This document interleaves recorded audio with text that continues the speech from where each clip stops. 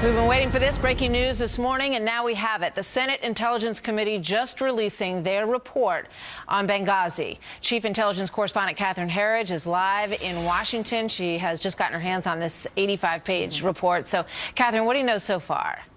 Martha, we have the report right here, and we're still pouring through it here at Fox News.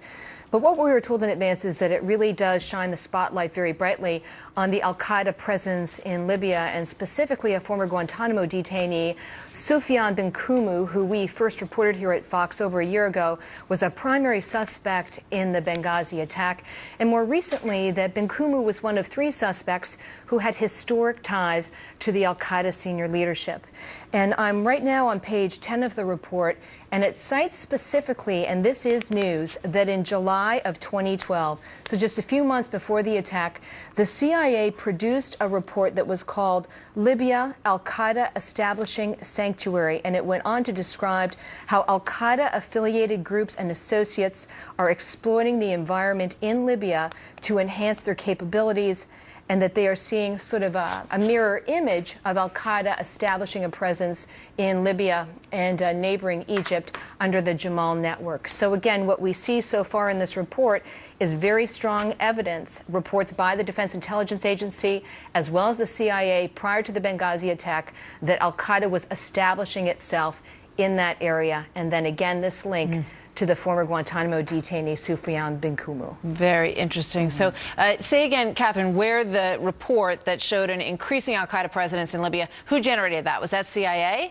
Well, we've got several right here. There is one that was produced, this is page 10, July of 2012. The DIA produced a report that discussed the founding, the founding of Ansar al-Sharia. And it's noteworthy here that this section, if you can come back to me one second, this section of the Senate report is heavily redacted, which means it remains classified. And then right below that, it describes how in July of 2012, the CIA produced a report entitled Libya, Al-Qaeda Establishing a Sanctuary. And this comes on the back of our reporting here at Fox News that there was also a report prior to the attack by the Library of Congress that was declassified that again talked about Al-Qaeda establishing that presence in Libya, and most importantly, that the likely new face of Al-Qaeda in Libya was the former Guantanamo detainee Sufyan bin Kumu, who we were first to report as a primary suspect in this attack. Secondly, and I think this is also important, is that it shows, this report, that Benghazi had a significant amount of premeditation. The attack on the consulate, the CIA annex, and then there was also a failed ambush of the CIA rescue team trying to lure them to the hospital where Senator Stevens had died. Yeah. So much more to this story. Catherine, thank you very much. You're welcome. More on that in a moment here. It's, you know, one of the many bombshells we've heard already this week about Benghazi.